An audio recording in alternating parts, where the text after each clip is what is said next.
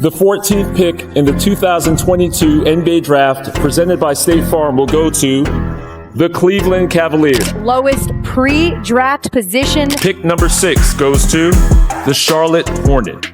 Listen up, because what I'm about to tell you will change how you watch every single NBA game for the rest of your life. The Dallas Mavericks just traded away Luka Dončić, their franchise player, their golden hero, their future, and then boom, they win the NBA draft lottery with a 1% chance. 1%. You know what the odds of that happening naturally are? The same odds as getting struck by lightning while winning the actual lottery. But here's the thing that'll blow your mind. This isn't the first time. This exact same pattern has happened over and over again. And I've got the receipts to prove it. We are Hoops Court Vision, and for the past 5 years, I've been noticing every suspicious moment, every convenient coincidence, and every lucky break in the NBA. What I've discovered isn't just a few isolated incidents.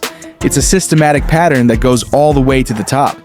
Most people think the NBA is rigged for entertainment value, for ratings, for storylines, but that's just scratching the surface. The real manipulation isn't about who wins games.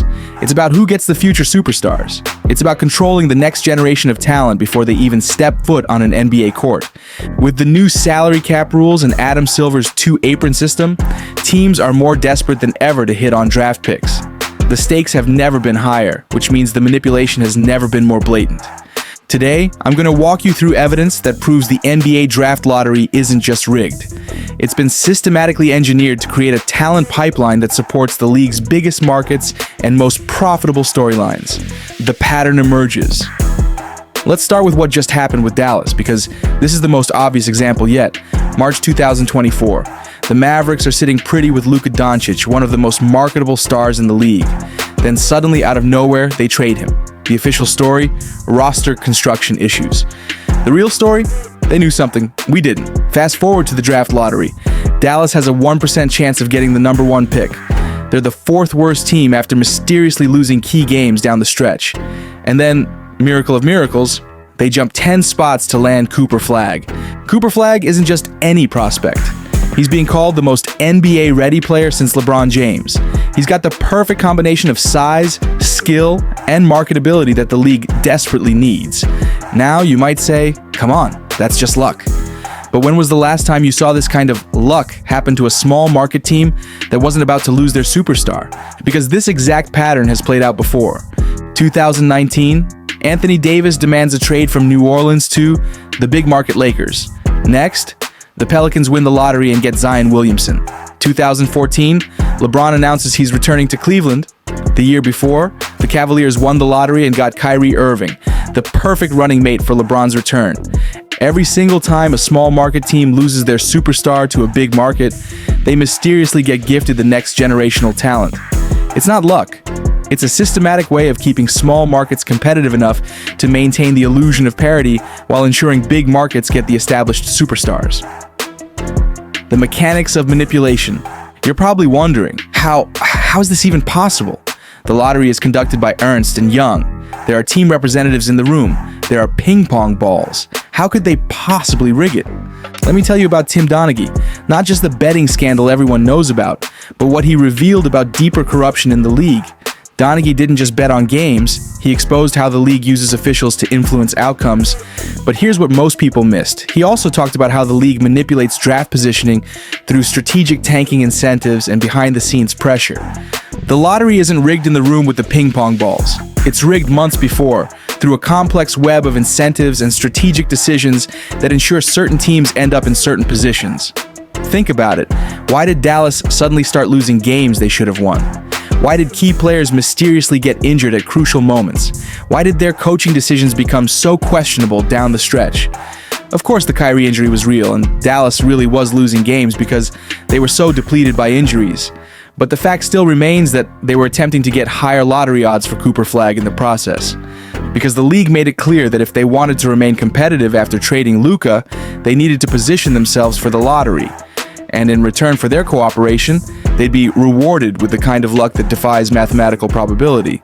But the manipulation goes deeper. Remember when Shaq revealed that David Stern asked him in 1992 whether he wanted to play where it's cold or where it's hot? Then Orlando, a hot weather city, mysteriously won the lottery? That wasn't a casual conversation. That was the league testing the waters, seeing how receptive players would be to this arrangement. When Shaq played along, it set the precedent for everything that followed. Gilbert Arenas confirmed this on his podcast. He said the league has been having these conversations with top prospects for decades. They don't directly tell them where they're going, but they plant the seeds, set expectations, and create conditions for these miraculous outcomes. The bigger picture. Here's where this gets really dark, and why the future of the NBA is more rigged than ever before. It's not just about individual draft picks anymore. The league is engineering entire generational shifts to serve their long-term business interests. Look at what's happening with international players. Luka Dončić gets traded right before a draft where the top prospect is an American player who fits the league's domestic marketing strategy perfectly. Victor Wembanyama goes to San Antonio, a team with perfect infrastructure to develop international talent. This isn't random. The league strategically places players in situations where they are most likely to succeed, creating better storylines, better rivalries, and ultimately, better business. With the new CBA and two-apron system, this manipulation has become essential. Teams can't just outspend their problems anymore. They need to hit on draft picks. They need young talent on rookie contracts. They need cost-controlled superstars. So the league created a system where they can guarantee certain teams get certain players, while maintaining the illusion of competitive balance. But here's the most disturbing part. They're not just rigging the present, they're rigging the future. Cooper Flagg going to Dallas means he'll be developed by a team that just proved they're willing to sacrifice their present for their future. A team that's shown they'll play ball with the league office when it matters. In 4 years, when Cooper Flagg is ready to sign his max extension, where do you think he'll want to play? In Dallas, where he was developed? Or in Los Angeles, New York, or Miami, where the real money and endorsement opportunities are? The league is creating a farm system where small markets develop talent for big markets, and they're using the draft lottery to make it all seem legitimate. Somehow, OKC built a monster despite of all of this, and there is a chance that other small market teams follow their blueprint, but it can take years, even decades, to build this type of momentum in the NBA. Heck, it took Sam Presti close to 8 years to pull this magic trick out of the bag. The evidence mounts. I know what you're thinking. This sounds like a conspiracy theory. Where's the hard evidence? Here are some numbers that'll make your head spin. Since 2010, teams that have lost a superstar to free agency or trade have won the lottery or jumped significantly in the draft 73% of the time within 2 years of that loss. 73%. The mathematical probability of that happening naturally? Less than 0.3%. When you look at which teams have benefited from these lucky breaks, there's a clear pattern. Teams in major media markets that cooperate with league initiatives get established stars through trades and free agency. Teams in smaller markets that play ball with the league office get high draft picks as compensation. It's a perfectly balanced system that maintains competitive balance while ensuring maximum profitability. And the referees?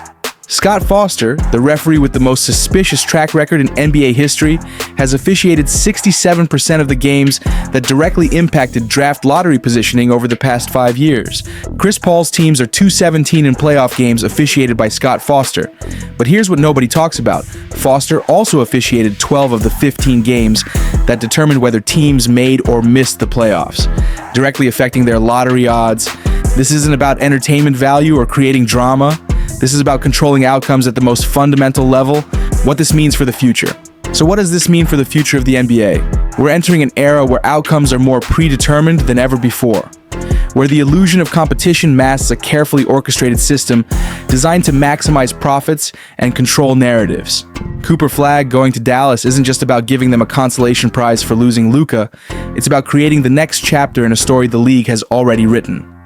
In 5 years, when Cooper Flagg is a superstar and Dallas is competitive again, the league will point to this as proof that the system works, that small markets can compete, that the draft lottery creates parity. But what they won't tell you is that it was all planned from the beginning. Here's the scariest part. Fans are starting to catch on. Social media is buzzing with conspiracy theories. People are questioning every lottery result, every trade, every referee decision. The league's response? Double down on the manipulation while improving their public relations. They're not trying to make the system more fair, they're trying to make it less obvious, but once you see the pattern, you can't unsee it. Every draft lottery, every trade deadline, every playoff series, you'll be watching for the signs, you'll be looking for the manipulation, and you'll find it, because it's everywhere. The NBA isn't just rigged for entertainment, it's rigged for control. Control over talent, control over markets, control over the future of the sport itself. Cooper Flagg going to Dallas with a 1% chance isn't luck. It's the latest example of a system that's been operating in plain sight for decades. The question isn't whether the NBA is rigged. The question is, now that you know, what are you going to do about it? Are you going to keep watching, knowing the outcomes are predetermined? Or are you going to demand transparency, accountability, and a real competition? Every time you tune in, every time you buy a ticket, every time you purchase merchandise, you're supporting a system that treats fans like marks in an elaborate con game. The future of the NBA is rigged. The only question is whether we're going to let them get away with it. What do you think? Drop your thoughts in the comments below. If this opened your eyes to what's really happening, make sure to subscribe and hit that notification bell. This is just the beginning of what I'm going to expose about the NBA's hidden agenda. The truth is out there, and I'm going to keep digging until everyone sees it.